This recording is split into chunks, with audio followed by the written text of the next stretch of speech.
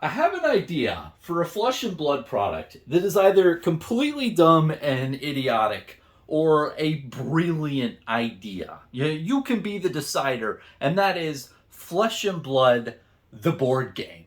And I know you're probably thinking, man, Bronson has lost it. This isn't the heart of Flesh and Blood. Wait. Hold on. Let me explain it. It's very dumb, I promise you. My idea for a Flesh and Blood board game is to literally get a board game box, get a playmat, and make the playmat a board, like a game board, like a Monopoly game board. Put it in the box. That is it. That is Flesh and Blood, the board game. It is still the card game, but it is technically now a board game because you put a board in a box and you're selling it to customer. And you wouldn't just do that, you do other things, but that's the general concept that I have right now because we're getting into the new set Bright Lights for Flesh and Blood, and a lot of new players are going to come into the game most likely because James White and LSS is targeting this new product to just newer players and simplifying it. Well, the board game industry and the board game players, I think, are a really ripe market that Flesh and Blood can penetrate. However, they can't penetrate it now because there's no board. But if you do something really dumb and you literally get like, and here's my example, and I'll go into the product right now. You have something like this, maybe a little bit less than this. This is just a random box, right? You maybe make it like, 3-4 inches here, right?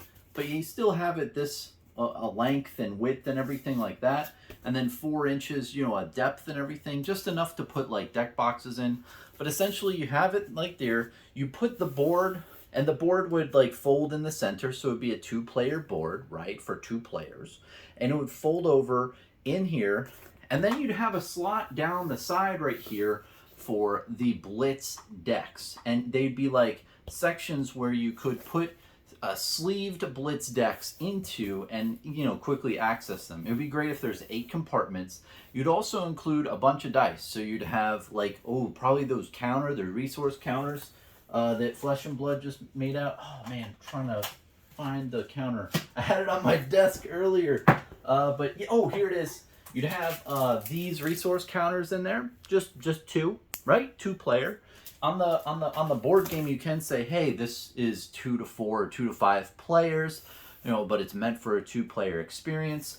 On the back of it, the art design can be like kind of the lore I'm imagining, like just a tidbit about the lore. You do not have to put any pamphlets or anything like that. Let people explore it. Just give them a teaser of the lore on the back of the thing. That should be fine. The whole box itself, make it Welcome to Wrath. Take the Welcome to Wrath or Wraith, I should say, Welcome to Wraith booster box, and just skin it over this big board. Again, it's going to be like 4 or 5, 3, width here. But anyway, you get my point. So essentially, you'd have the fold-out board right here that sits in here. Then you'd have a bunch of slots for decks. And the great thing about this is it would create an experience that's all in one board that is meant to be played against each other, like the Blitz decks. They're perfectly tuned, they're not perfectly tuned, but they're well tuned against one another to be a good gaming experience. But if a new player takes a Blitz deck and goes to an armory, they're going to be going up against like $1,000 Dory deck or like an $800 Viscerai deck with their like little $10 Blitz deck and just get mowed over, right? And that's not fun. It's not fun when another opponent has just a significant amount of advantage over you. I'm not going to lie. So that's where this product would be geared to, would be like you're playing opponents that have relatively the same deck strength because they're the Blitz decks. Now, not only would this technically get into the board game market, right? But I think you'd be really solving a core issue with the Blitz decks of Flesh and Blood. See, these are great for new players. I'm not going to lie, and I'm happy that this product does exist so new players can just pick it off the shelf, play it, get them into the game, right? But once you're an established player, this kind of sucks because, okay, the cards barely fit into this small deck box right here, right? And like, if you want to sleeve this, which you're probably gonna do, it won't fit in the box anymore. So what do you do with the box? You know, do you throw it away? I guess maybe people just throw it away, and people like, you know, mix and match cards and upgrade decks and such. But that sucks, right? It'd be nice if you could have this as a standalone experience. Like, hey, I bought this whole deck. I'm gonna put it in that box, and in the, you know, the board game, right? And you're gonna put it in its little thing and sleeve it up, and there's a slot for it to be sleeved up, and it's a gaming experience, and you're putting game pieces into the board game that you bought. Now, I think what this could be, you know, manufactured in the U.S., I'd imagine. I mean, LSS can do whatever is most cost effective at the end of the day. I think this comes with a resource counter, 6-sided dice to track different, you know, totals and such, and counters. It comes with the board because you're not doing a playmat, because then it would still be a TCG. That's where they get you. You make the playmat a board, a 2-player thing like the IRA one, right? And you put it into the box, right? And the box would have a bunch of different slots that are for, you know, holding the dice and the different components there, but also maybe 4 blitz decks, you know, there's 4 blitz decks that are sleeved up, possibly 8. If you could fit 8 in, that would be perfect, or a good amount more. Because I mean, when you have a box this big, and Flesh and Blood is just like, the one board is not going to be that much, you know, in this thing, you're gonna have extra room. But essentially, at least having slots for, you know, 4 decks, I think that would be good. Because then, let's say you buy a blitz deck, right? Well, you find out you like Flesh and Blood. You find out that, you know, some of these cards in here aren't really worth it to, like, dissect it. You know, there's a lot of, or dissect. There's a lot of commons and stuff. Well, why don't I just take this, sleeve it up, put it in my you know, board game type product. And I think that would really make it so established players in Flesh and Blood, like myself, have something to do with this. I'd love that. It would be awesome to have it on my shelf too, just to display. It'd be really good with display purposes, but it would encapsulate a gaming experience in one box, which I really like. And it would also be a place where I could literally sleeve all these things up, maybe even throw away the box, or maybe there's a spot in the deck box, the board game, that has a place for these empty boxes. I don't know. But just a way to store this long term into a gaming experience, I think, is vital. And again, the whole point of this from the beginning, the reason why this is really dumb is because you literally are going to do the same game of Flesh and Blood. You're literally changing nothing. You can literally just say, hey, this is the board game rendition of the popular trading card game Flesh and Blood and such like that. You know, make it verbose and everything, and hey, this is how this product was, you know, reimagined or whatever. But essentially, you don't really need to change much. You just do a board instead of a playmat and have cards. And the biggest thing you probably were saying, Bronson, board games aren't that simplistic, and people will catch on to your little grift here. And I don't think so. I think legitimately, what is, if there's a board and people have cards in their hands and there's different counters and such, it's a board game. It can be classified as such. It might play a lot like a trading card game, still kind of a board game. So I think it's a smart product idea. Now let's go into the brass tacks. Let's talk about the cost, right? I was talking earlier. So where you manufacture this, you could probably manufacture in the US, because shipping costs of empty big boxes probably be a lot if you printed them in Belgium and shipped them into the US. You could probably make it in the US, right? Or whatever other markets are out there, into, you know, separate regionalized companies, because the shipping would be insane on these. Then you would, yeah, literally the only thing you'd have to do in this thing is create an out of the, what is it, the overall box for the board game. So it would be the whole box, right?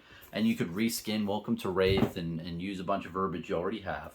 That wouldn't take too much time, hopefully. And then for the actual board, you literally just get the IRA playmat and you'd copy and paste that template onto an actual board, and that's it. Now, this would be sold to local game stores. I mean, hopefully you get your cost basis down to like, I don't know how much that would cost. I mean, what do you think, guys? I mean, $8 for LSS to produce them per one, maybe even less. I mean, if you have no gaming, I mean, the only gaming components again you'd have is the dice and the counters.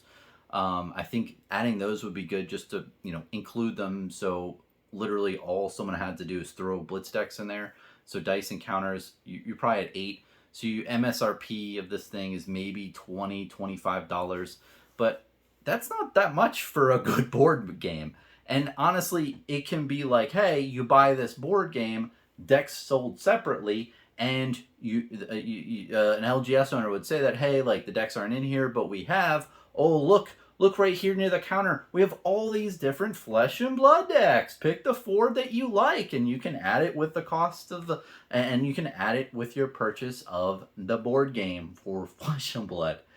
And yeah, I know it sounds crazy, but if you think about Flesh and Blood's strategy of getting new players into the game and getting just more people, the competitive Flesh and Blood market for competitive TCG players, I feel is pretty tapped. Like you still have a bunch out there in other games that you can still get, but I think it's really hard to get those players because a lot of them did transition into Flesh and Blood.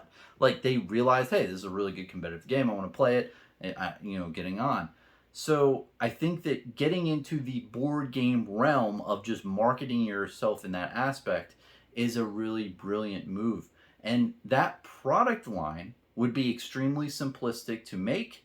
It would help with new player growth because new players would be able to, who are maybe just casual players, right? This would be marketed as a casual product. Hey, you're having some beers with friends. Oh, just get these 4 pre-made decks. You don't need any other game card pieces throughout the game because this experience is meant to be with just pre-con blitz decks. That's very important. It's like no outside decks. This is just pre-con. Like that's what it's meant to. Of course, people can do whatever they want if they're playing casually, but saying that off the bat, okay, this is just pre-con blitz decks in this board game type thing is what the whole product was designed for, right? And it would really do appeal to the casual players, of people who are just wanting to play a couple games and they don't want to worry about like going to an armory and literally just like everyone is like the jacked decks, like $700, $800 decks, and they're coming in with like their little blitz decks. It's just I think it would be a really good gaming experience, and it would also just appeal to those level of players that I think Flesh and Blood really needs to. But it would also help existing players and existing collectors and such, giving them a really cool ability to store their shit. Because I'm telling you, man, like, I've got a bunch of these blitz decks, right?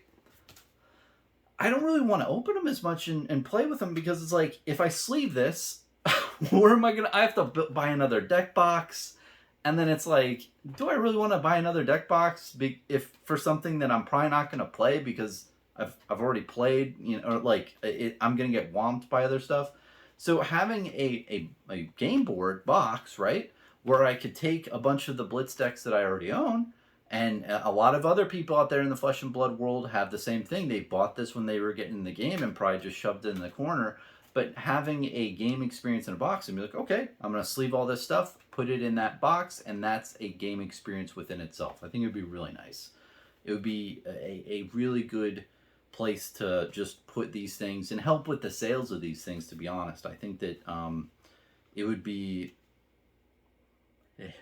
It's either a really dumb idea or a really smart idea. I'd really like to learn your comments down below. One thing I really want to leave off with as well is a separate idea, which would be some type of cube product. I think that would be so good. Yeah, so cube is really important. It's essentially like opening a booster box, but with cards you already own. and you draft and play a draft experience with cards you already own. Now, I don't think that that would be the best product at this period in time, because that's again geared towards kind of more competitive players, kind of more people who are, veterans of the TCG space with the draft experience. So I think that from that standpoint, I definitely want to see that product out there, but I think a board game type product is more desirable, especially because you open the box, you have all you need to play the game. You crack the blitz decks, sleeve them, and play. That's really the heart of getting new players and onboarding them, is crack, shuffle, play. Not, okay, there's a cube stuff that I have here in a product. Well, how do I build the cube? And, what cards go into it and which ones do I have to buy and everything like that. And maybe the cards come pre into the cube, but there's so much bulk out there that is just wanting to be in these cube things that I think that should be utilized instead of just printing more draft chaff, if you will. So that product is interesting, but again, the reason why I think the board thing is a perfect thing is because it's more casual, and again, it's a completely different market. It is board game players, and overall, I think that if board game players did play it and realize, hey, this kind of still a TCG, I think they're still going to feel, wow, that was a fun gaming experience. I have everything I needed in this one box, and I can store it, put it on my shelf with all my other board games. And, that's another big factor too, is board game players, from what I've seen on YouTube, it seems like they stack their board games everywhere, like on the shelves and everything.